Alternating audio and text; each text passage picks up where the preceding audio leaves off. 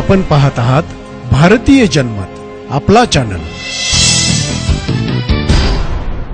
नमस्कार, मी मानसी धामरसकर। आपण पाहत आहात भारतीय जनमत न्यूज। पाहूयात आजच्या ठळक घडामोडी।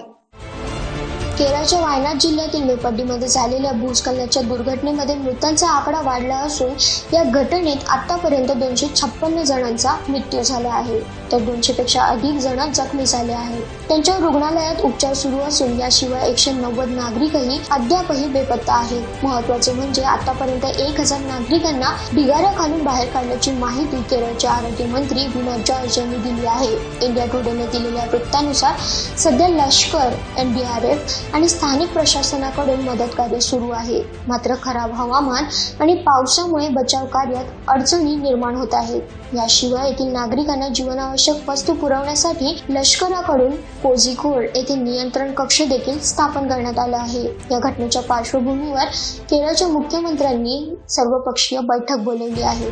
या बैठकीत एकूणच परिस्थितीवर चर्चा होणार आहे। केरळ सरकारने वायनाडमधील भूस्खलनाच्या दुर्घटनेनंतर 2 दिवसांचा दुखवटा जाहीर केला आहे। दरम्यान हवामान विभागाने दिलेल्या माहितीनुसार केरळच्या इडुक्की, त्रिशूर, पलक्कड, मलप्पुरम, कोझिकोड, कन्नूर आणि कासरगोड जिल्ह्यांमध्ये पुढील 2 दिवस मुसळधार पावसाची शक्यता वर्तवण्यात आली आहे। या भागात पावसाचा रेड अलर्ट जारी करण्यात आला असून मुसळधार पावसामुळे काही ठिकाणी पुन्हा भूस्खलनाची घटना घडू शकते अशी शक्यताही वर्तवण्यात आली आहे।